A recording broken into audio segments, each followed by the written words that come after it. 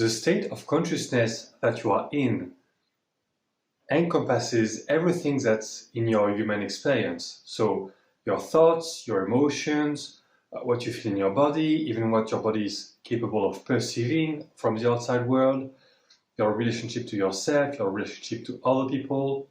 All of this depends on the state of consciousness that you are in. So as a therapist and as a coach, I often help people to get over some emotions that they have as a problem. So for example, some fear or some doubt, or to get over some limitations, some self-limiting beliefs that they hold. And that's good, but what I really like is when I can guide people to enter into a different state of consciousness. Because when you get into peak states, everything changes. And that makes it so much easier to live life and be a good father to your children, be a good spouse, or be a good performer in your work, or become a better human being, basically, when you are in those positive, complete state of consciousness. So I'll give you an example. There is a state that we call the inner peace state. In the inner peace state, everything becomes peaceful and calm.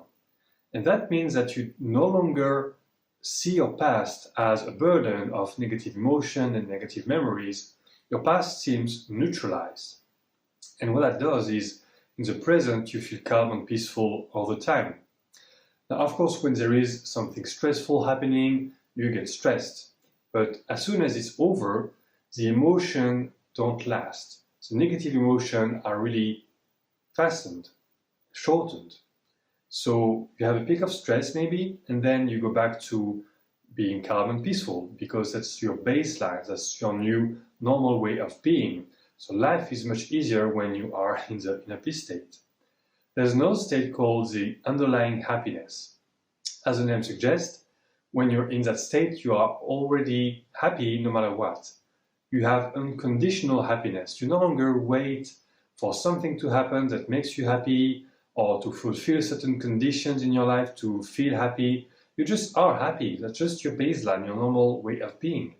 And whatever happens in your life, even difficult things, you also have the happiness inside of you. It's underlying all of your experience. And that's why we call it a state of consciousness. Happiness is not just an emotion that you feel sometimes, it becomes a way of being. And if you combine the inner peace and the underlying happiness, of course, things are easier. But we can also go further. There is a state that we call the optimal life path.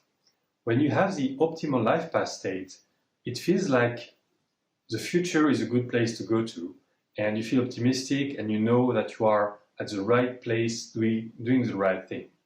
And there is no limitation in the way that you move forward in your life. Obviously, that's a wonderful state to be in.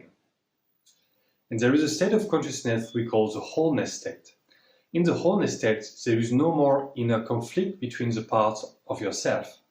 Quite the opposite, there is a feeling of flow and harmony because everything within you collaborates to go to the same direction.